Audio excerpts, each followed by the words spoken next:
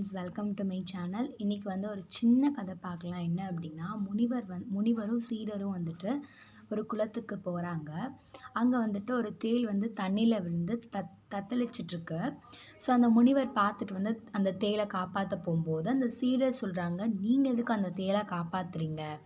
தேள் வந்துட்டு கொட்டும் இல்லையா அப்படின்னு சொல்கிறாங்க.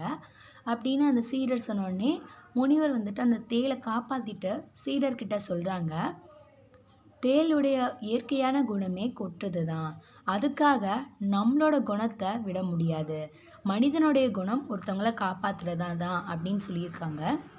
இந்த கதையிலேருந்து நம்ம என்ன தெரிஞ்சுக்க முடியுது அப்படின்னா, நம்ம வந்து நம்மளுடைய கேரக்டர், அதாவது நம்மளோட குணம் மாறாமல் இருக்கணும். எங்கே போனாலும் நம்மளோட கேரக்டர் ஒரே மாதிரி தான் இருக்கணும். இதை தான் வந்து கன்சிஸ்டன்சி இஸ் கான்ஸ்டன்ட் அப்படின்னு சொல்கிறாங்க. நிலைத்தன்மை நிலையானது அப்படின்னு சொல்கிறாங்க. இந்த கதை உங்களுக்கு பிடிச்சிருந்தது அப்படின்னா லைக் பண்ணுங்கள். அதுக்கப்புறமா சப்ஸ்கிரைபும் பண்ணிக்கோங்க. தேங்க்யூ.